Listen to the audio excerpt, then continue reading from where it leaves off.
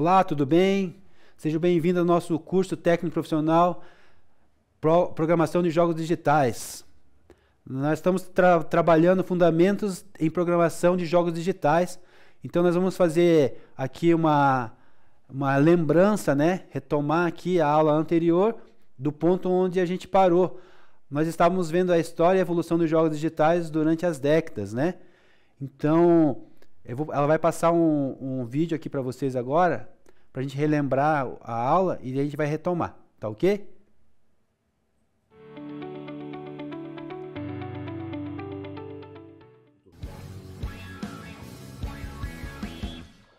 Sabemos que o conceito de jogo envolve a ideia de uma atividade lúdica orientada por algumas regras, podendo apresentar caráter competitivo ou cooperativo.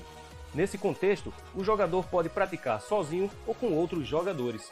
O jogo eletrônico possui as mesmas características, acrescentando o fato de as ações dos jogadores serem realizadas dentro de um ambiente virtual. Conceitualmente, podemos dizer que o jogo eletrônico, também conhecido como videojogo ou videogame, é aquele que se utiliza de tecnologias relacionadas ao computador. Como exemplos de equipamentos desse tipo, usados para praticar os jogos eletrônicos, podemos citar os computadores pessoais, também conhecidos como computadores de mesas, bem como alguns portáteis do tipo tablet e celular, além de máquinas de fliperama e também do tipo console. No caso específico do console, podemos dizer que se trata de um computador de pequeno porte, criado especificamente para jogar videogame como, por exemplo, Mega Drive, Super Nintendo, PlayStation e Xbox. Aos consoles são conectados controles manuais, com ou sem fio, e também uma TV. O start para o surgimento dos jogos eletrônicos foi dado na década de 1950, época de muitas revoluções comportamentais e tecnológicas relacionadas, por exemplo, à TV, ao rádio, ao cinema e à ciência mundial. Com relação ao primeiro jogo eletrônico, ele foi criado em 1958 pelo físico norte-americano William Higginbotham. Sua criação recebeu o nome de Tennis Programming, também conhecido como Tennis for Two. Era um jogo muito simples, jogado com um equipamento chamado de osciloscópio e processado por um computador analógico.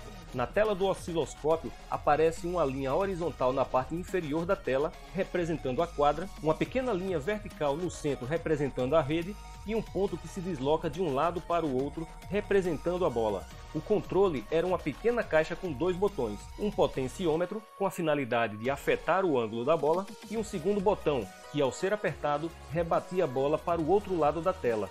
Não havia placar naquele momento para esse tipo de jogo.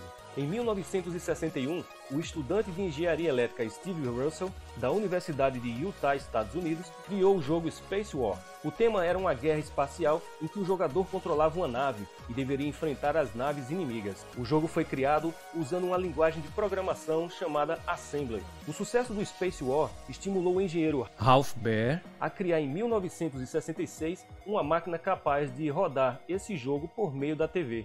Em 1971, o engenheiro eletricista Nolan Bushnell criou uma máquina chamada de Computer Space, conhecida como o primeiro fliperama da história. Aliás, você sabia que o termo videogame surgiu com os fliperamas? É verdade. E só depois foi adotado pelos games domésticos. Esse arcade possuía um monitor acoplado e controles analógicos fixos, possibilitando ser jogado por duas pessoas. Pouco tempo depois, Bushnell formou uma sociedade com seu amigo Ted Dabney e juntos fundaram a empresa especializada em videogames, a icônica Atari. Em 1972, eles lançaram seu primeiro jogo, o Pong, sendo simples e muito fácil de jogar, agradando bastante ao público. Ele representava uma partida de ping-pong jogado em posição vertical. Uma tela de fundo preta era dividida em duas partes por uma linha branca vertical no centro da tela. Em cada quadra fica um jogador, representado por um pequeno retângulo branco que pode ser deslocado para baixo e para cima, na tentativa de acertar a bola e devolvê-la ao campo adversário. No Pong, já era possível contar com a presença de um placar na tela do jogo. Em 1978, o desenvolvedor de jogos Tomohiro Nishikado criou o Space Invaders, sendo o primeiro jogo de tiro com gráfico bidimensional. Nele, o jogador movimenta um canhão laser com a finalidade de eliminar os alienígenas antes que eles tocassem a parte inferior da tela. O jogo foi um sucesso, gerando altos lucros tanto para a empresa desenvolvedora como também para outras empresas que imitaram a fórmula de sucesso. Uma das grandes inovações em sua jogabilidade está no fato do Space Invaders disponibilizar 3 vidas ao jogador, vencendo quem atingisse o maior número de pontos antes de perder a última vida. Em 1980, foi criado um dos jogos mais icônicos dessa época, o Pac-Man, e o seu criador, o japonês Toru Iwatani, trabalhava para a empresa Namco. Originalmente, o Pac-Man foi criado para arcade e seu sucesso foi tão grande que a Atari resolveu criar versões para o seu console Atari 2600. Seu criador contou, no primeiro episódio da série GDLK da Netflix, que os centros de jogos eram lugares exclusivamente masculinos e não haviam jogos para o público feminino. O objetivo dele era mudar aquela realidade, criando um jogo que substituísse a ideia de matar algo pela ideia de comer algo e que fosse divertido. Durante o desenvolvimento do conceito do novo jogo, enquanto comiam uma pizza, veio a ideia do personagem Pac-Man, semelhante a uma pizza sem uma das fatias. A jogabilidade é simples e fácil. O jogador controla uma faminta esfera amarela que abre e fecha a boca, buscando comer todas as pastilhas espalhadas pelo labirinto. Enquanto isso, deve fugir de 4 fantasmas que o perseguem. Em 1981, o japonês Shigeru Miyamoto, designer e produtor de jogos eletrônicos da empresa Nintendo, criou o jogo Donkey Kong. Nele, um carpinteiro chamado Jumpman deveria salvar sua namorada Pauline, presa pelo malvado gorila que deu nome ao primeiro jogo no estilo plataforma. Para isso, deveria saltar obstáculos e escalar o cenário, até chegar onde a garota estava e soltá-la. Nos Estados Unidos, o personagem passou a ser chamado de Mario pelos funcionários da Nintendo por achá-lo parecido com o dono do galpão usado pela empresa em Seattle, o Sr. Mario Segale. Em 1983, o mercado de games dos Estados Unidos enfrentou um declínio e gerando o fechamento de muitas empresas desse setor. Aquele cenário abriu as portas para as empresas japonesas como a Nintendo, iniciando uma nova fase no mercado dos games, com seus personagens carismáticos, jogos mais elaborados e criativos. Em 1985, a Nintendo lançou o jogo Super Mario Bros., sendo considerado o jogo mais importante de todos os tempos. Nele, o jogador pode explorar 8 mundos diferentes, com diferentes cenários e permitindo que o personagem Mario utilize poderes para encarar os inimigos. Sua jogabilidade era muito dinâmica, bem como fácil e agradável. Serviu de inspiração para muitos outros jogos que surgiram tempos depois. Em 1986, a também japonesa Sega Corporation entrou no mercado americano trazendo seus jogos originais como o Hang-On, que se tratava de uma corrida de motos com 6 estágios, e o Phantasy Star, jogo de RPG se passando em um mundo fantasioso onde o personagem combate monstros usando armas, magias e veículos. Em alguns poucos jogos, era possível usar uma pistola e o óculos 3D. Mesmo assim, não fez o devido sucesso. Porém, no Brasil, sem a concorrência da Nintendo, a Sega e seus jogos viraram um fenômeno de popularidade. Em 1991, a Capcom lançou o jogo de luta Street Fighter 2, com vários personagens e seus poderes especiais. Cada personagem possui uma barra de energia, a qual vai diminuindo a cada golpe recebido pelo adversário. Vence a disputa quem for o melhor em 3 rounds de combate. Esse jogo adotou o modelo de animação em que um conjunto de fotos dão vida ao personagem. Em 1992, o jogo Mortal Kombat avançou um pouco mais ao adotar o modelo de animação por captura de movimentos de atores e digitalização para realizar as ações. Esse processo deu maior realismo estético aos personagens. Em 1993, a Sega lançou o jogo Virtua Fighter, sendo uma revolução na parte gráfica e de jogabilidade, pois utilizava um modelo de animação tridimensional. Uma de suas grandes inovações foi a possibilidade de mudar a visão da câmera durante o jogo. Em 1996, a Nintendo voltava a se superar, lançando o jogo Super Mario 64, no qual se utilizou de uma ambientação completa em 3D, além dos personagens. Em 1997, a Sony, por meio do seu console PlayStation, revolucionou os gráficos e jogabilidade para jogos de corrida de carros ao lançar a série Gran Turismo. Usava gráficos bastante realistas e o som autêntico dos motores. Ao longo da década de 2000, a indústria dos videogames deu mais um salto de qualidade. Foi nessa época que a tecnologia 3D melhorou e que os jogos online se tornaram possíveis por conta da internet banda larga. Além disso, novos acessórios foram criados para transformar radicalmente a interatividade dos jogos. Um exemplo disso foram as câmeras com sensor de movimento, como por exemplo o Kinect do console Xbox e o PlayStation Move do console PlayStation. A Nintendo, como sempre, não ficou para trás e desenvolveu uma espécie de controle remoto que capta movimentos do jogador por meio de acelerômetros e de um sensor infravermelho. Também no ano 2000, o designer Will Wright criou o jogo The Sims, que possui um formato chamado de sandbox, ou seja, ele permite que o personagem explore e modifique completamente o mundo virtual de acordo com a sua vontade. Não há tarefas progressivas, pois o jogador é que escolhe o que, quando, onde e como fazer.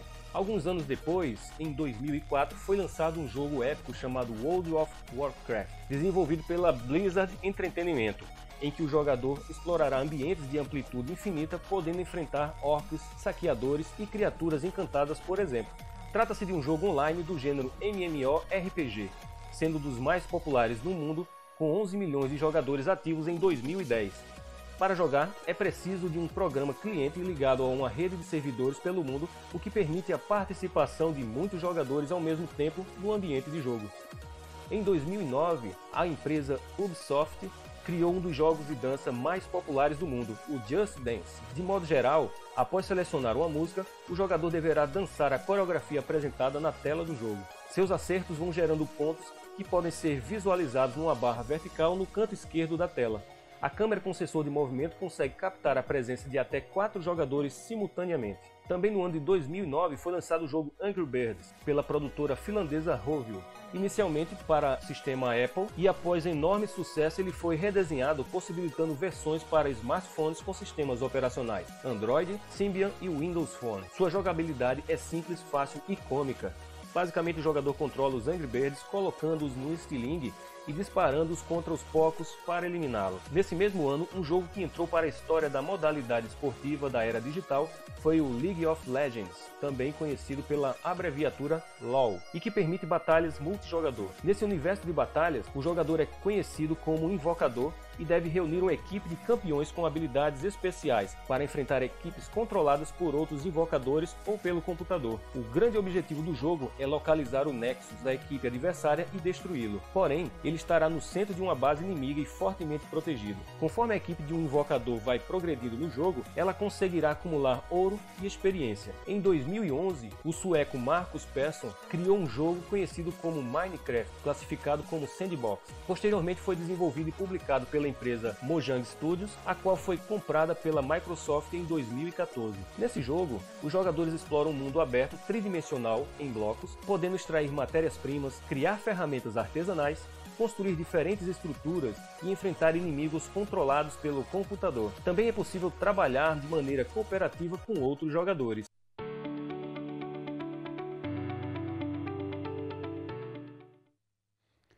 Olá, turma. Então, retomando, de volta à nossa aula, tive que passar o vídeo para a gente lembrar de onde a gente parou, falando sobre a evolução dos games ali. Então, nós temos a primeira era ali de 50 a 72, Depois a revolução dos arcades ali de 72, E o crash dos games ali em 83. Depois a gente teve a guerra dos consoles ali, a Nintendo e o Mega Drive, O Mario e representando ali o Mario e o Sonic.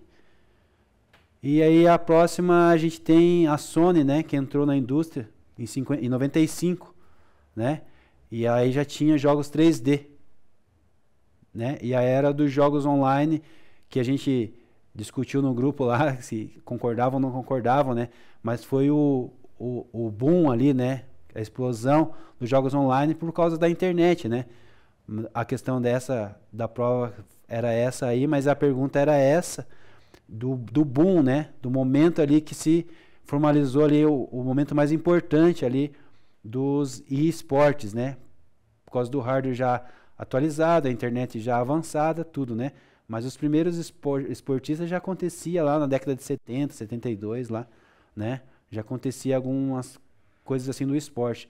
Mas o boom mesmo ali, o reconhecimento ali, foi em 2000, que é atual mesmo, é bem atual mesmo isso. Então a gente tem ali a primeira geração 71, 77, do jogo Pong. Ele foi desenvolvido pela Atari, consiste em um jogo que simula uma partida de ping-pong, Então ali no vídeo ele comentou alguma coisa sobre isso, eu vou só dar uma pincelada aqui de novo no slide, Aí a segunda geração 78, 83, que console apresenta ali os 4 e 8 bits, do Atari, representado pelo jogo do Pac-Man, E daí a gente tem o jogo do Popeye também, Vocês não chegaram a jogar esses jogos, mas eles estão disponíveis aí na internet, aí, quem quiser dar uma olhada nesses jogos, é bem legal. Até eu tinha sugerido ali se alguém não começou o projeto ainda ou está em dúvida, fazer alguns jogos parecidos com esse, né? Que é uma tela só, o Pac-Man, ó. Pac-Man é uma tela, né? Alguns fantasmas e algumas pecinhas para ele comer, né? O jogo ali da primeira geração ali, ó, o Ping Pong, também é uma tela só, um cenário e tem, né? Duas barrinhas e uma bolinha, né? Então, são jogos tranquilos, né? Outro jogo que dá para simular bem tranquilo, tem projetos fáceis de encontrar na internet, no GitHub tem, o jogo do dinossauro, né? Do Google, quando acaba a internet, né? Quando cai a internet, tem um joguinho lá que você fica pulando coqueiro, né? Coqueiro não, é cactus, né? Então, joguinhos assim são tranquilos de programar e de nós fazer nosso projeto. Então, não se preocupe assim, não se apegue a detalhes, porque a gente não tem tempo para produzir um jogo de alta escala, e que seria bem legal, bem importante isso, mas se a gente começasse lá desde o comecinho do ano, né? Então, a gente continua aqui. Conceituando as gerações dos videogames ainda, nós temos ainda a terceira geração, de 84 a 90, né? Geração onde teve a estreia do clássico do Nintendo, né? Nintendo também, o Master System da Sega, né? Então conseguiu chegar a algumas produções de jogos de 16 bits. Aqui o avanço do hardware, bem importante, e conseguiu dar uma melhorada no gráfico dos jogos, né? Então os jogos dessa geração foram representados aqui pelo Sonic, né? Quem já jogou Sonic aí ou joga ainda, eu gosto bastante. E o Super Mario, né? O Super Mario até hoje as pessoas jogam, tem competição de Mario, tem, né? Tem todas umas estratégias para conseguir lá o Yoshi diferente, cor diferente, conseguir vidas infinitas nas fases secretas, né? Ainda continua um jogo muito bom ainda, né? Ele sobrevive a todo esse tempo, todo esse período, todas essas gerações, ainda é um jogo muito bom, né? E nós estamos chegando dali na quarta geração, né? Que é de 90 a 95. Essa quarta geração ela consolida, né? O 16 bits, com a evolução do Super Nintendo, né? E o Sega, né? O Mega Drive. Então ali nós temos ali o Mario World, né? O Bomberman, o Donkey Kong Country também é um jogo muito jogado ainda nos dias de hoje, né? Jogo bem parecido com a estrutura do Mario, né? É fantástico a estrutura deles de construção de história, de lugares secretos, de manhas para passar de fases. Algumas fases são quase impossíveis, humanamente falando, de passar, e a gente passa, cara. A gente passava, né, essas fases, a gente passa hoje, nos dias de hoje. Os gráficos ainda nos surpreende, nos diverte ainda, apesar de tanta tecnologia que nós já avançamos, né? Nós temos aqui a quinta geração, que é de 95 a 2000, né? Essa geração aqui estabeleceu o início dos 32 bits, né? E logo depois, na sequência ali, mais pro finalzinho, 64 bits, né? Aqui desses jogos Pokémon, né? Zelda, né? O GoldenEye, né? Da Nintendo 64, o Pro Evolution Soccer, né? O Metal Gear, o Gran Turismo, do PlayStation. Isso aí foi o início da consolidação também do Game Boy, né? Então aqui surgia já os games de mão, né? Chamados Game Boys, famosos Game Boys. Então assim, gráficos bons na palma da sua mão, né? Os mini cartuchos ali, quem tinha esses games era bem legal. Então bem importante essa evolução aqui nessa geração da quinta geração. Aí na geração da sexta geração, que pega ali de 2000 a 2005, né? A sexta geração ela estabeleceu a era dos 128 bits. Então teve o aperfeiçoamento, uma evolução do hardware, né? Marcado pelos grandes gráficos do PlayStation 2 em relação ao antecessor, o PS1, né? O PlayStation 1. Então tivemos a apresentação da Microsoft, né? A principal concorrente da Sony, até gerações atuais. Então nós temos, né, a guerra entre os consoles ainda continua entre Sony e Xbox, né? E dentre os jogos aqui dessa geração, né, o GTA, Evolution Soccer, né, Shadow of the Colossus, né, Colossus. Então esses são os games que foram o marcante dessa geração aqui de 2000 a 2005. E a sétima geração, né, até os dias de hoje, nós temos a oitava e a nona geração, né? E nessas gerações aqui nós presenciamos uma grande evolução nos consoles, né? As grandes tecnologias aparecendo, performance de gráficos chegando, as grandes resoluções, né? Podemos chegar a 4K, né? Agora, altas resoluções, né? Estava comentando numa aula anterior, as televisões hoje já vêm com os consoles embutidos nelas, né? Vem com PlayStation, com Xbox dentro delas. Então essa evolução do hardware, né? Apresentando novas tendências de consoles, né? Possuindo mais memória, mais hardware, mais placa gráfica, né? O acesso da internet melhorou muito, o carregamento, né, das mídias digitais também, que hoje já não tem mais a questão das mídias, né, os DVD, os Blu-rays, né? Agora sim, as mídias são digitais, você não compra mais mídia física, né? Jogos físicos, mas sim, são todos mídias digitais. Então tudo isso teve acompanhamento, né, na evolução dos games, né? Também tivemos jogos auxiliados por novas tecnologias, como de captura de movimentos, né? Os óculos de realidade virtual, os VR, né? Utilizados em grandes lugares, nos shoppings usam muito. A realidade aumentada também, né? Então, conhecemos a Sony do PlayStation 3, conhecemos o PlayStation 4, conhecemos o PlayStation 5, agora nós estamos, né? Então, o Xbox também, a evolução do Xbox One, do 2, 3, né? 360 para o One, né? Para a série X, né? E da Nintendo, e o Nintendo Wii também, né? Que a gente acompanhou ele. E daí teve a evolução para o Switch, né? Que hoje ainda é um dos consoles bem vendidos ali da Nintendo, mantendo alguns clássicos. Pessoas ainda, fãs ainda compram o Switch e mantém os jogos clássicos ainda em ativa, né? Além dos consoles, tivemos a grande popularidade dos avanços gráficos dos games para os PCs, né? Então os PCs, os notebooks gamers, né? Os PCs, os personal computer também gamer, né? Então assim, a evolução também dos celulares, né? A Xiaomi criou, não sei se outras marcas também criaram, mas o celular gamer também. Então assim, celular com alto poder de processamento também para jogar, né? Algumas pessoas agora dessa geração, a gente fala de notebook gamer, de PC gamer, eles desconhecem, porque jogam tudo pelo celular. Tem um grande poder de processamento nos celulares e às vezes não tem nem necessidade mais de comprar um videogame, às vezes, né? Claro que tem jogos e gráficos que vão requisitar um alto poder de processamento de hardware, então é necessário ainda ter um PC gamer em casa, né? Ou ainda um notebook. Mas nós estamos evoluindo tanto que daqui a pouco, né? Talvez não será tão necessário assim. Até porque hoje em dia quem compra uma televisão já vem com console embutido, né? Então assim, para você ver a evolução das gerações, né, dos videogames. Tá bom? Nós temos aqui uma atividade. Como eu tô sem vocês aí, sem o retorno de vocês, o professor vai resolvendo aqui a atividade junto com vocês aqui, tá? Eu ia dar 5 minutos dessas atividades aqui pra gente resolver na sala. E a gente ia enumerar aqui, né? Qual console é de cada geração aqui.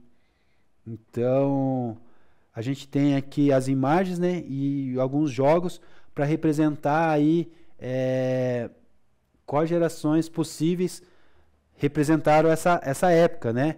Então, nós temos aqui a primeira geração aqui de 71 a 77, né? Que é os fliperamas, junto ali com, né, o joguinho do ping-pong, que é o Pong, né? Então nós temos ali a segunda geração, ela é marcada pelo Atari, né?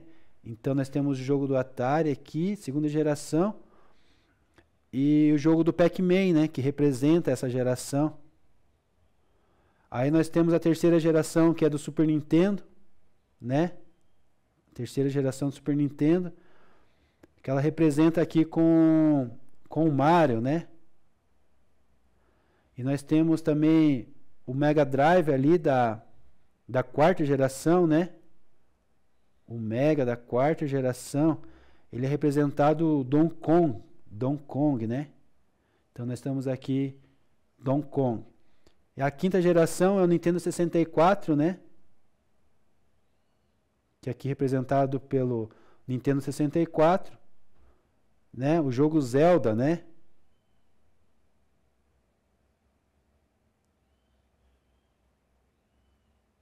E daí nós temos a sétima, oitava e a nona geração, né? Representada ali pelo console aqui, o PlayStation, o Xbox, né?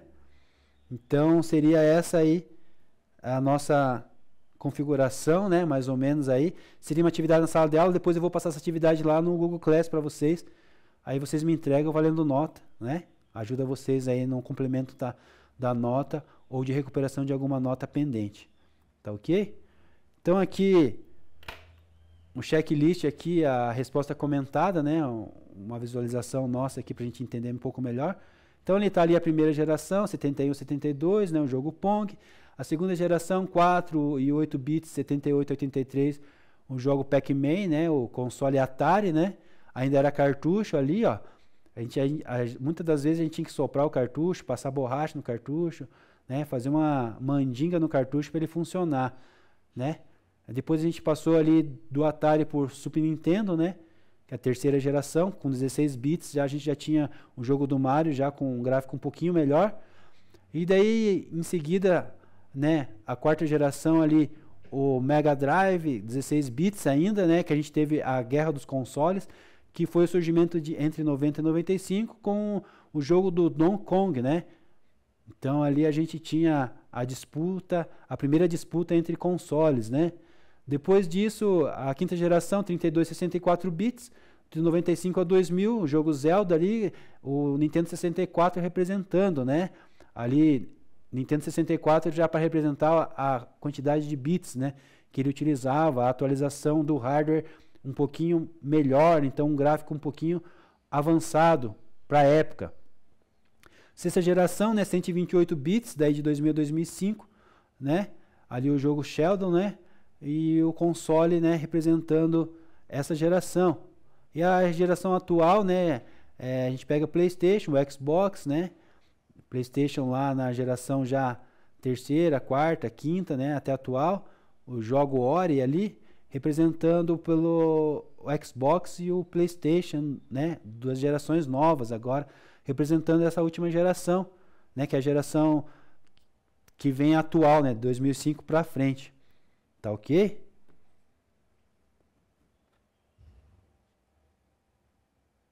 Outro joguinho que eu tinha aqui, é uma atividade na sala de aula. Vocês estão com acesso ao chat aí também? Alguém consegue me responder? A gente tinha uma atividade para fazer, eu vou colocar no Google Sala de Aula também, né? Então essas atividades ficam um pouco dificultosa assim para a gente fazer sem a interação, né? Vamos tentar fazer junto aí? Vocês conseguem A coordenação está em sala, tá ok. A gente consegue fazer, será que essa atividade nesse formato? Senão eu pulo essa aqui, coloco como atividade lá no Google Sala de Aula, para eles me entregar depois. Tá bom? Espero a tua resposta aí. Então eu vou fazer aqui vou passar por ela, vou fazer um questionário comentado. Então a gente vai fazer junto, tá? Então assim, a gente ia separar em trio dentro da sala de aula, mas você me responde depois isso dentro do Google Sala de Aula lá, eu vou deixar como formulário para a gente responder, tá? Valendo nota, para você complementar a sua nota, né, da prova ou de recuperação ou do trabalho depois. Então, assim, a primeira questão ambição é uma das 6 características dos jogos digitais, né? Valendo, então, né? Você acha que a ambição é uma característica do jogo digital? Quem acredita que é, né? E quais são, né, as 6 características dos jogos digitais? Vocês lembram? A gente fez na prova isso, né? Aqui o professor vai estar complementando depois lá o material disponível para vocês. Vocês me respondam e deixam e postam levantam lá no Google Sala de Aula valendo nota, tá bom? Quem lembra? Quem pode confirmar que a ambição é uma das 6 características de jogos digitais?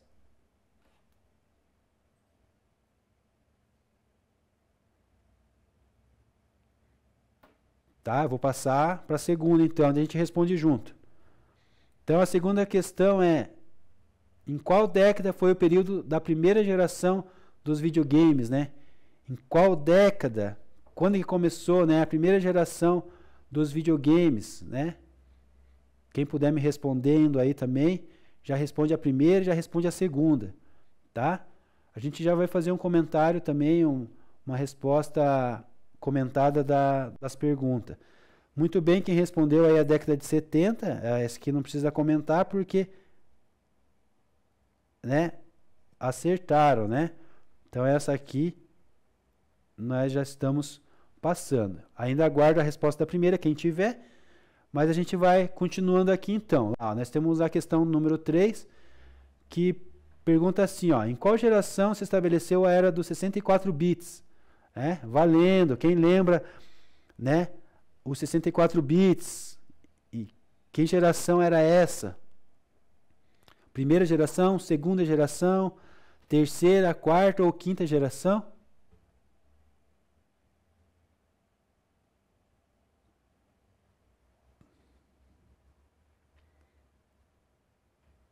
Dou-lhe uma, dou-lhe duas.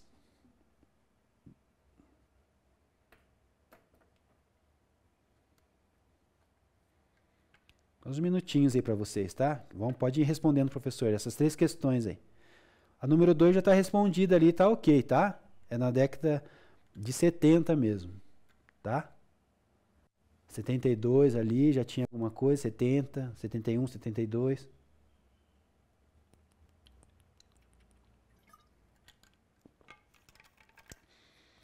Em geração aos 64 bits, a resposta é correta mesmo de vocês, quinta geração. Então a gente alcançou aqui, né, a quinta geração. Só ficou a 1 para a gente responder, né? Se é falso, se é verdadeiro. A ambição é uma das características dos jogos digitais, né? A gente tinha comentado no Kahoot, a gente tinha comentado na aula e a gente tinha comentado na prova, né? Então quem fez a prova lembra que as 6 características, quais são as 6 características dos jogos digitais, tá bom? Que pena que eu não estou conseguindo enxergar vocês, a interação dificulta um pouquinho.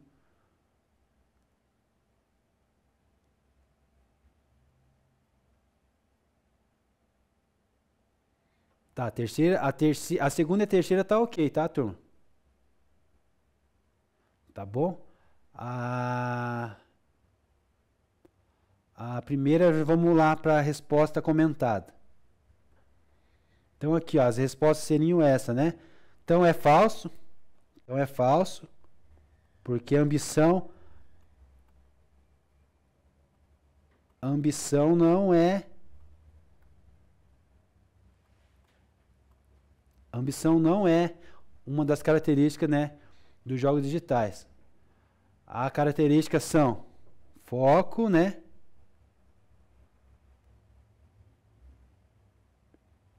Foco, interatividade, segurança, conflito, desafio e divertimento, né? Essas são as 6 características que atraem um jogador, né? O qual que é também o objetivo da gente fazer o jogo, né? Para ter essas questões aqui, né?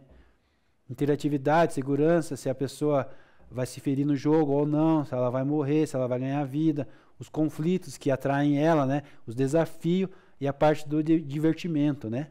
Então são essas a resposta, tá? Então a próxima etapa aqui da aula, que nós vamos continuar ainda, a gente tem aula até meio-dia, né? Então o professor vai dar mais uma introdução aqui à aula e a gente vai para a etapa do projeto, tá? Isso, até meio-dia. E a gente vai para a etapa do projeto, tá? Para a gente ver alguma coisa do projeto. Eu estou preocupado com o projeto. A gente precisa desenrolar o projeto, saber as turmas, os grupos que foram formados, Me passar os nomes dos grupos, pode ser passar pelo WhatsApp ali, tá? Tá bom, então, nós vamos conversar sobre isso, tá? Então, assim, nessa próxima etapa que nós vamos ver, antes de nós começar a parte do projeto, nós vamos ver mais um pedacinho ali do início de uma aula, e nós vamos ver sobre lógica, né, computacional, tá bom? Nós vamos ver as linguagens ali, a lógica, e vamos... Só mais um minutinho que eu vou entrar aqui no outro slide.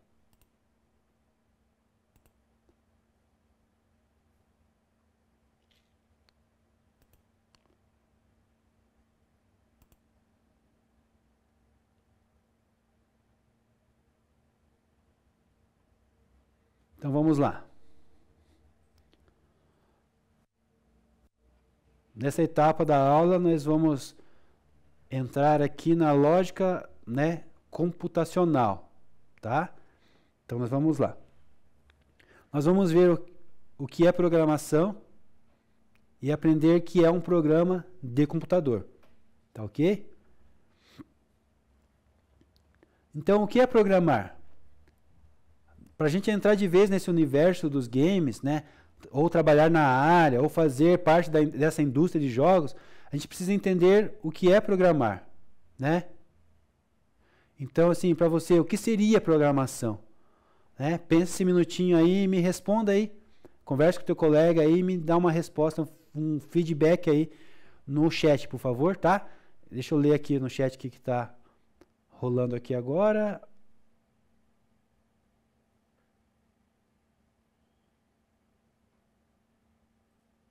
Tá. Então, assim, me responda essa pergunta aqui, o que é programar, e enquanto vocês se programam aí para responder, eu vou responder a tua pergunta, Giselda. Sim, eu já tinha conversado com eles no grupo. Se alguém tiver algum projeto em andamento, ou início de andamento, a gente vai adequar ele ali no meu projeto, ali, os pedidos ali que precisa atender os requisitos ali. A gente já vai passar daqui a pouco para vocês.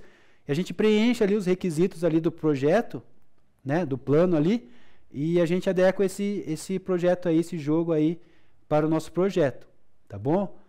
Eu já tinha falado para eles que sim, não teria problema nenhum, que era até uma indicação, se alguém tivesse algum projeto em andamento de jogo, a gente adequar ele ali nas normas do nosso trabalho. Só que o nosso trabalho ali é uma etapa de projeto, então ele precisa ser preenchido.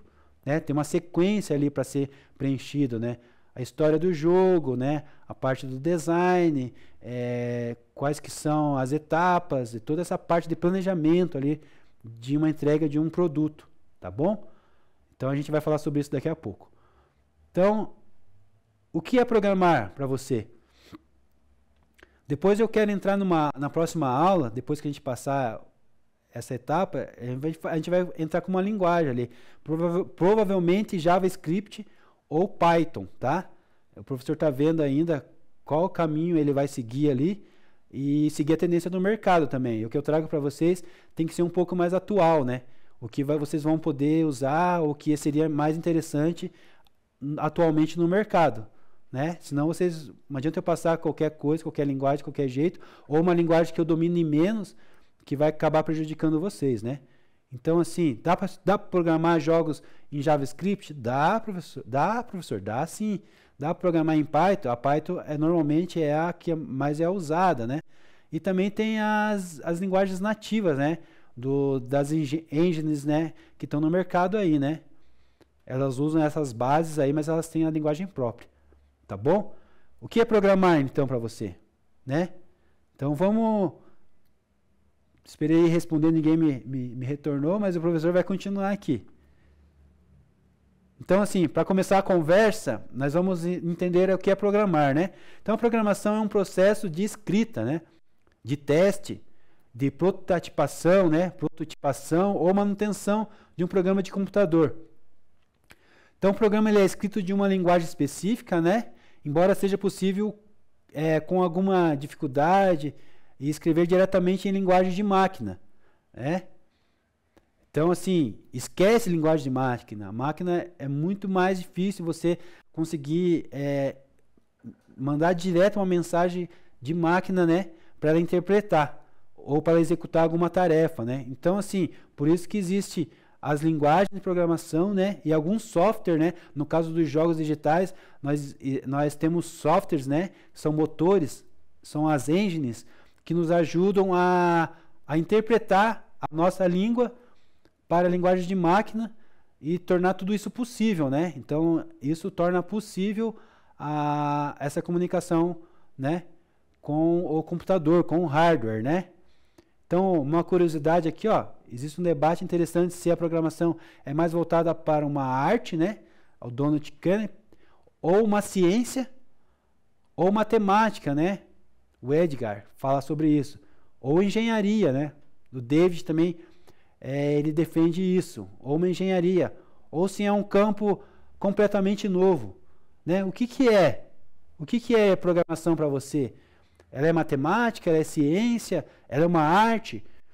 Na parte da programação de jogos, eu costumo dizer que tem totalmente a ver com arte, sabe? Então, assim, é uma arte de criar algo, né, novo, né? Então, assim, mas todos os pensamentos aqui têm a sua vertente e não estão errados, né? É uma arte, é uma ciência, é uma matemática, é uma engenharia, né? E é um campo completamente novo, que está em desenvolvimento ao tempo todo. Agora nós estamos falando aqui, já tem atualizações, já tem tendências novas no mercado, já tem gráficos novos surgindo, já tem evolução de hardware, né? Daqui a pouco talvez essa aula fica obsoleta, fica antiga demais, porque já evoluiu, né? Pode evoluir ainda nesse ano, no ano que vem. Então, assim, é muito rápido e a programação demanda você estudar o tempo todo. Está se atualizando o tempo todo. Então, assim, não pense que vai ser um trajeto fácil, um caminho fácil. Não. É um caminho que ele exige muito, né, da pessoa, do programador, a estar buscando, estar estudando o tempo todo, né? Tá sem fazer nada? Bora estudar uma linguagem. Tá fazendo alguma coisa? Arranja um tempo para estudar a linguagem. Exercício, faça programação, faça código. Essa é a vida de um programador, né? O tempo todo se dedicando à linguagem de programação.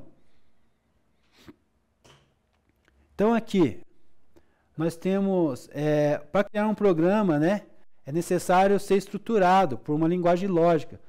Diferentes de partes de um programa podem ser escritas em diferentes linguagens, né? Então aqui vamos aprender durante e depois a lógica de programação. Então, todo o tempo nós estamos aprendendo. As linguagens estão se aperfeiçoando a todo momento, né?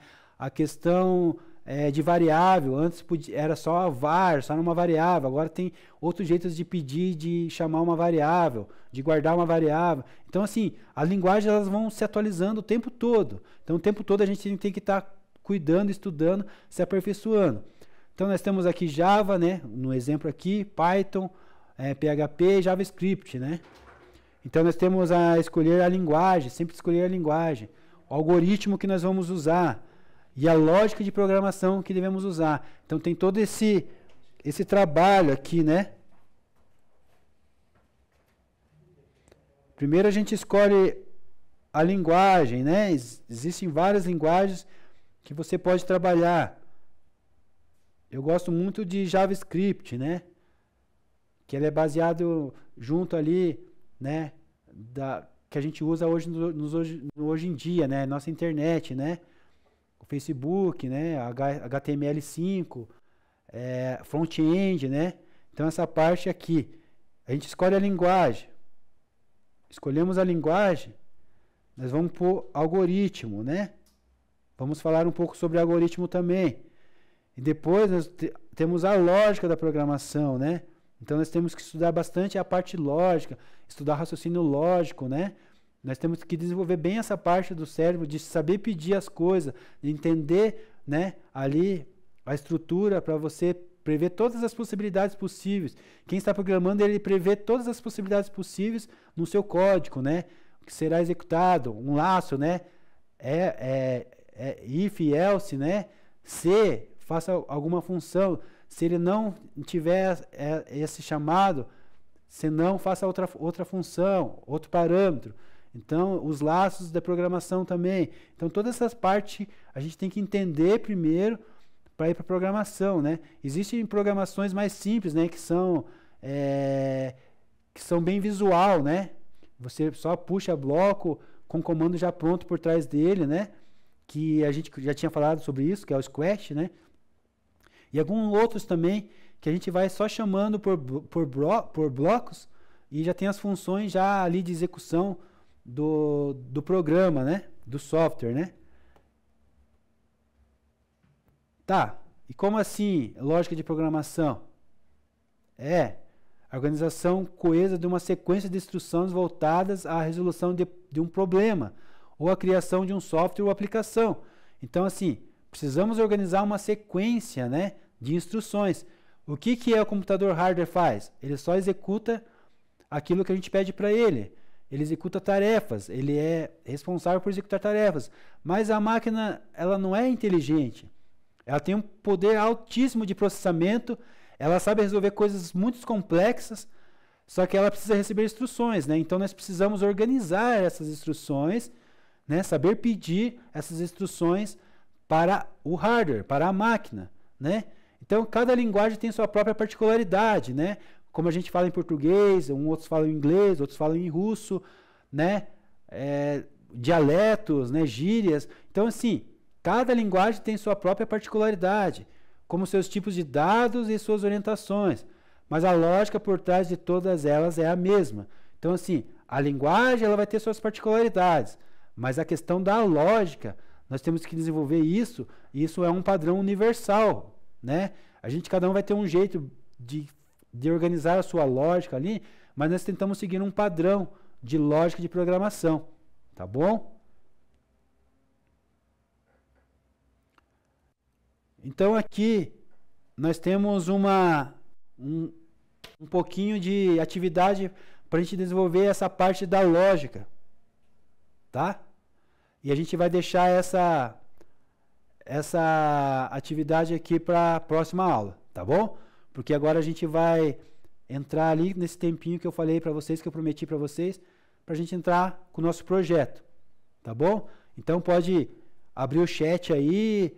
Quem quiser conectar no PC aí, pega o link aí com a Geselda e a gente conversar sobre o projeto, tá bom? E vamos perguntando aí. Deixa eu só fechar aqui e vou abrir o projeto.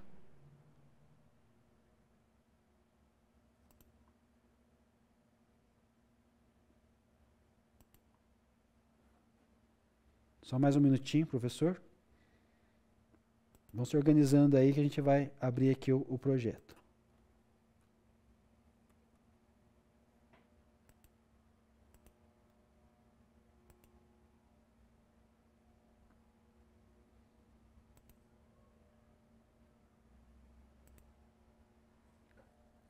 Prontinho. Então a gente tem aqui, né, o nosso plano que a gente tinha dado início, a gente apresentou na sala. A gente escolheu lá, lembra que a gente escolheu os motores que a gente ia desenvolver? Aqui o professor abre para vocês, então. Se alguém tiver algum outro motor que esteja usando, que já esteja desenvolvendo um projeto, né, seja onde ele for, mas você tem já ele começado, a gente vai adequar ele nesse projeto aqui. Tá bom? Estão conseguindo enxergar bem ali, ler bem ali? Agora eu tenho câmera, né? Agora eu estou conseguindo ver vocês. Melhorou, né? Eu acho que melhorou bastante agora. Deu o máximo aqui para mim. Então aqui nós temos aqui, lembra que a gente falou? Vamos conversar de novo. A gente falou que organizar, né? Criação do game, dividir em etapas. E a gente tem que respeitar o aspecto do projeto aqui. Então a gente vai enquadrar tudo que vocês têm de projeto ou um projeto novo dentro desse escopo aqui, dessa proposta, né? Então a gente lá escolheu os motores, mas aqui o professor vai abrir para vocês a questão dos motores, né? E aqui a gente vai ver alguns pontos que nós vamos abordar. Então, o ponto 1 aqui, nós temos que preencher um documento, né? Eu preciso de um documento lá no Word, digitadinho, prontinho, me descrevendo essas características aqui, ó, esses pontos aqui, ó. Então, o teu jogo vai ter que me apresentar qual gênero ele vai usar aqui. Só um pouquinho.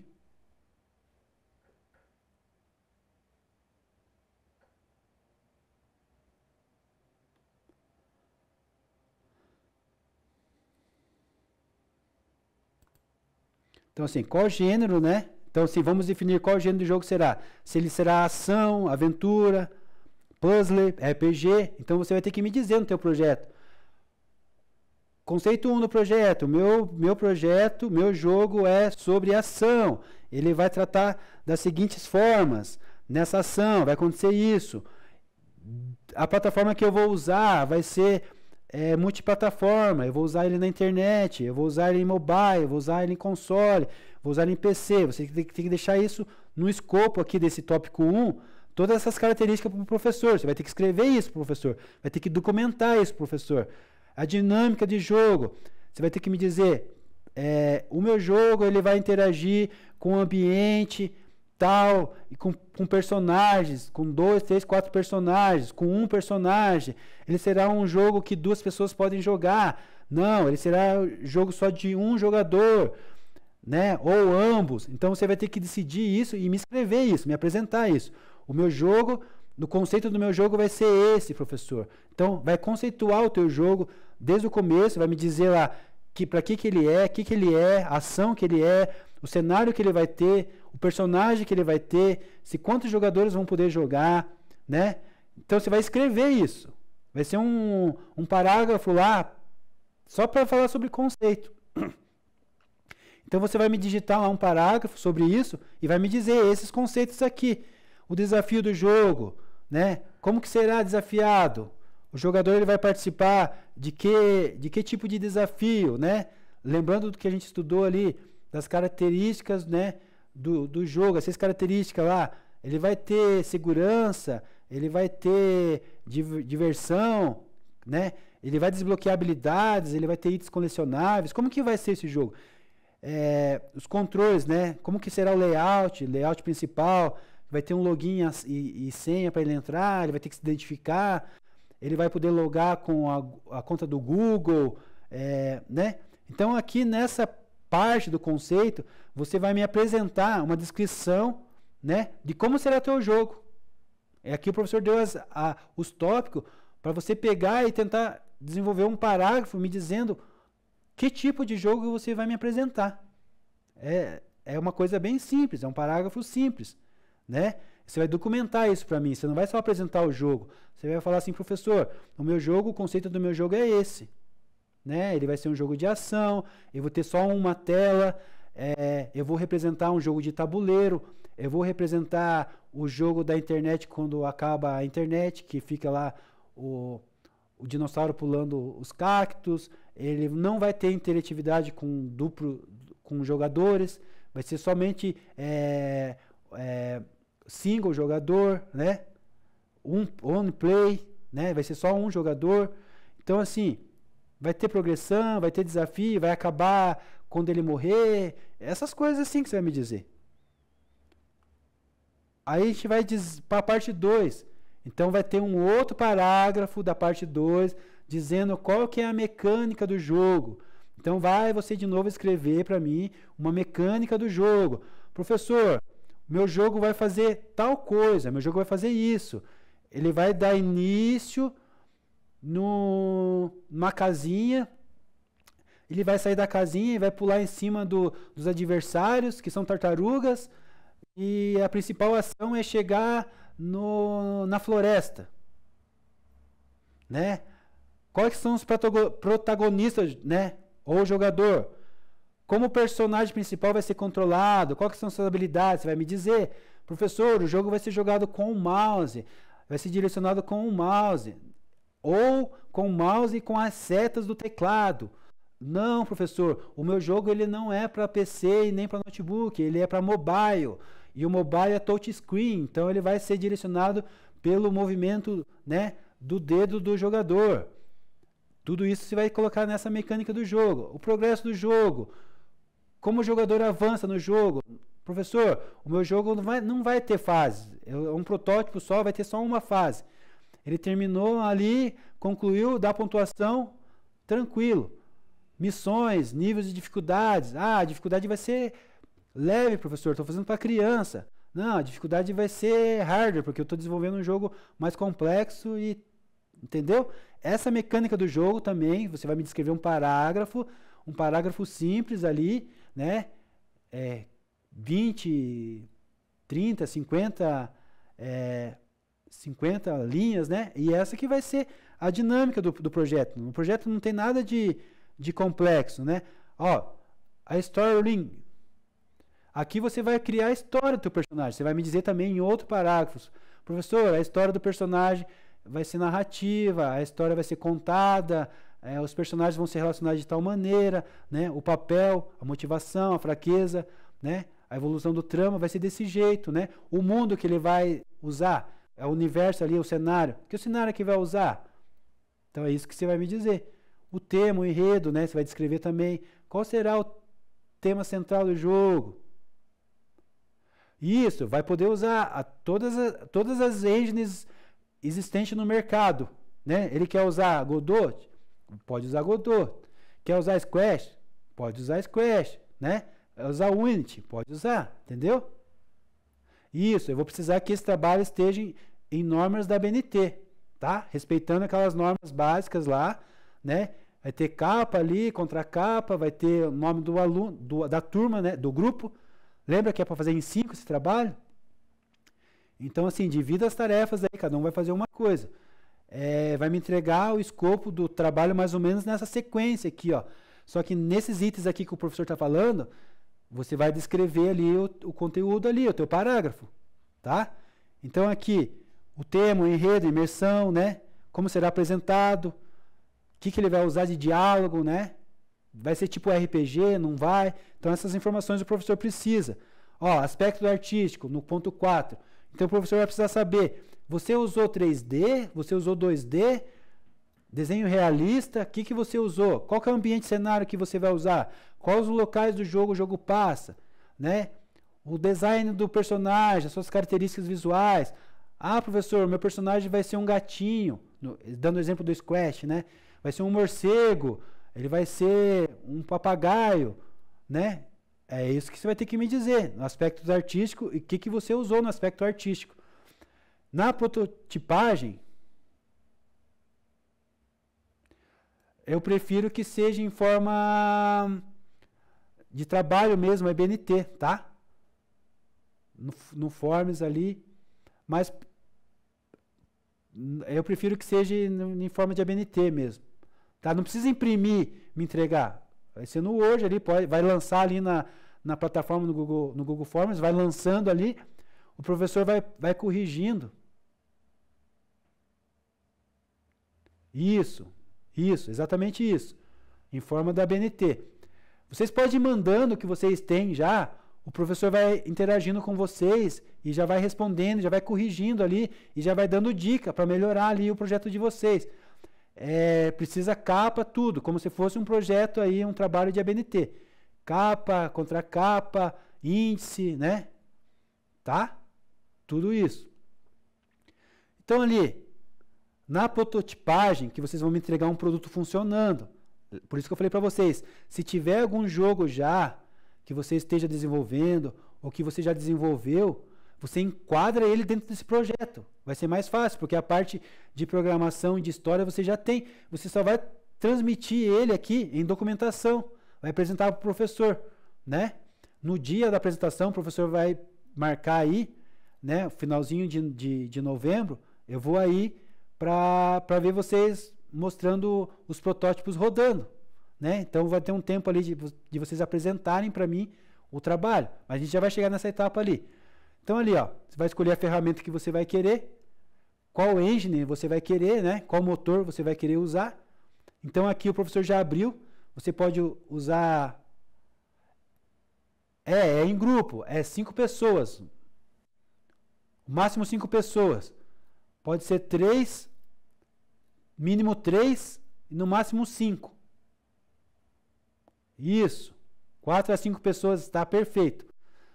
Demais pessoas, muitas pessoas complica, porque daí pessoas vão ficar ociosas e vão acabar não fazendo nada.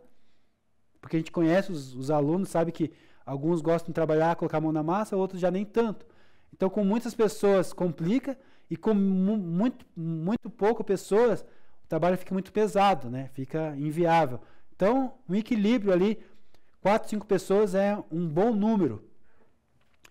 Então, assim, na prototipagem ainda, você vai me entregar ele rodando, né? Seja ele só um escopo, ali, só um comecinho, né? Só uma demo, ou seja ele, quem tiver já com o projeto pronto, funcionando inteiro, né? Total.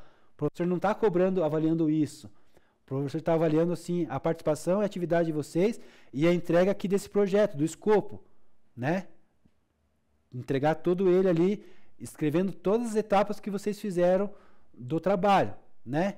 Então aqui você vai criar uma demo funcional, mecânica principal, né? Então vai ter que ter lá menu de entrada, né? Como que o jogador vai entrar, como que ele vai sair, barra de vida, né? Então essas coisas aí, etc. Tá bom? Parte da prototipagem aqui. A sexta aqui entra um pouco do marketing. Tem que imaginar que vocês estão fazendo esse jogo, que vocês já estão numa empresa, ou já estão no comércio de jogos, e estão apresentando para um comprador esse jogo, que seria eu, no caso, o professor, e os alunos aí, os colegas de vocês. Então aqui você vai apresentar um modelo de geração de receita. Então aqui, se ele é real, você vai trazer ele de informação real. Se ele é uma simulação só, né, você vai simular aqui essa receita, que você não vai ter esses gastos, mas você vai simular. Professor, se eu fosse fazer esse jogo meu, eu gastaria 50 mil com equipe, 100 mil com equipe, com propaganda, com mídia, com anúncio, com venda direta. Que tipo de venda eu vou fazer com esse jogo meu, professor? Professor, meu jogo eu estou pensando em fazer venda direta. Professor, meu jogo eu estou pensando em fazer freemium, que é free, de graça, com anúncios, né? Igual alguns jogos aí monetiza com anúncios, né? Microtransações. Com o que você vai fazer? Você vai escolher. Vai ser compra única, né? Vai ser vendido como esse jogo teu? Você tem que me mostrar isso como se eu fosse um investidor, como se eu fosse comprar o teu jogo. Como que eu vou monetizar isso? Como que vai gerar receita esse jogo? Você pode aqui tanto fazer uma simulação real ou como, né, conjecturar isso. Uma possível conjecturação de como seria esse teu jogo e quanto lucraria você com esse teu projeto, né? Os itens que são compráveis, você vai ter itens compráveis dentro do jogo, se vai ter algum tipo de moeda dentro do jogo ou não, né? Se vai ter algum tipo de material que precisa comprar lá, né? Skins, equipamentos, né? Se você vai ter que pagar alguma coisa para recursos adicionais, né? Alguma dessas coisas assim, tá? Tudo dentro desse tópico 6 aqui, ó, geração de receita. Entenderam até essa parte? Né? A publicidade ali, como que vai ser, né? Se ela vai gerar receita por meio de anúncios, se são oferecidos opções de compra, né, para remover os anúncios, né? Igual são os jogos que vocês encontram no mercado aí, tá?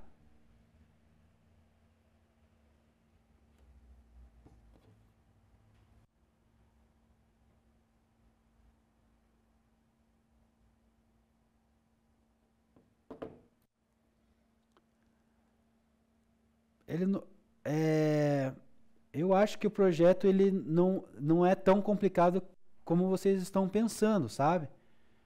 Porque, na verdade, vocês vão simular para mim um jogo, né? Ou alguma coisa ali. Um jogo simples, que nem um jogo do Google quando fica sem internet. É uma coisa simples ali. Você tem projetos bem dizer prontos na internet, é só você gastar um tempo ali e estudar e puxar eles.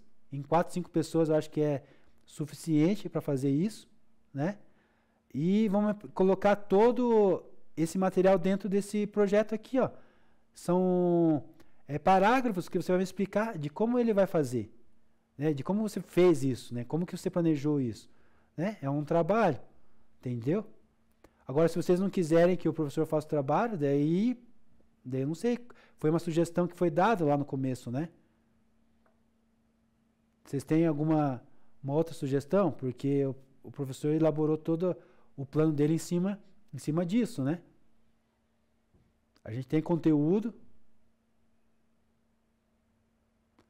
Não.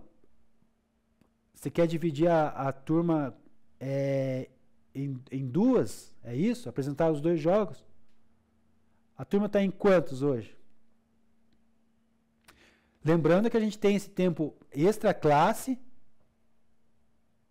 e a gente tem dentro da sala. O professor vai deixar uma aula sempre para a gente fazer isso dentro da sala.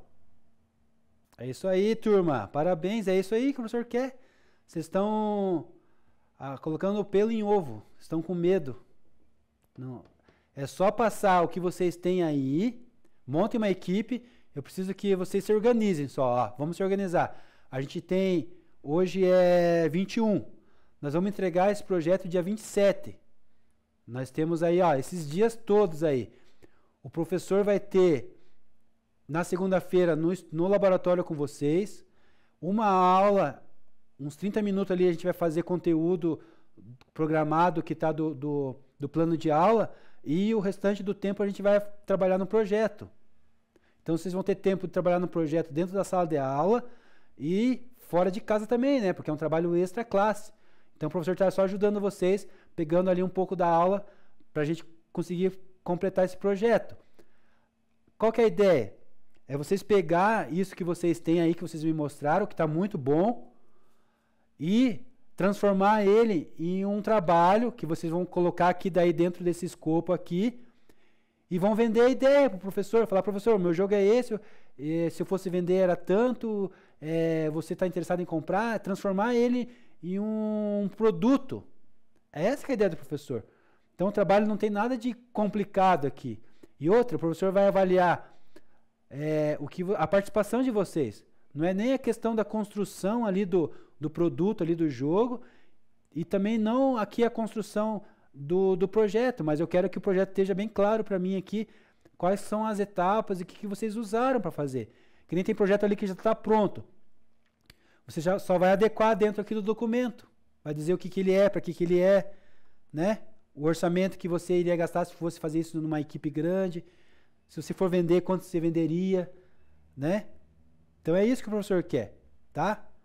E dentro desse escopo aqui, você vai me apresentando, vai me lançando ali para mim, eu vou ajudando vocês a estruturar melhor isso aí. Eu vou ajudar vocês 100% aí no projeto. Tá bom? Então é isso. Tá tudo bem?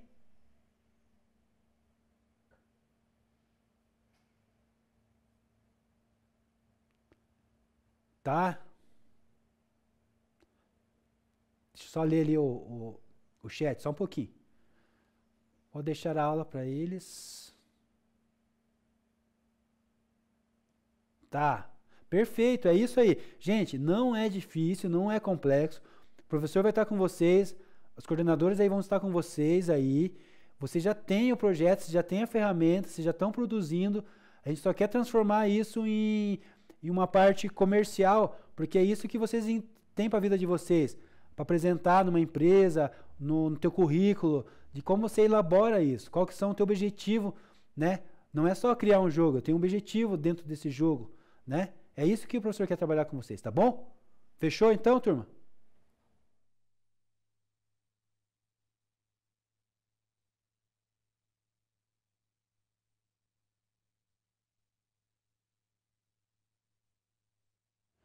Viu, Giselda? Mais uma coisa. Será que na próxima aula você vai conseguir deixar para mim a câmera?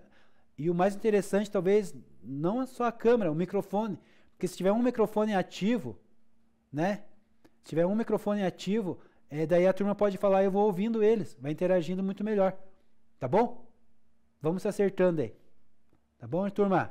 Obrigado aí, Tom. Ó, tô feliz, tá de parabéns. Tá bom? Deus abençoe vocês. Até a próxima aula.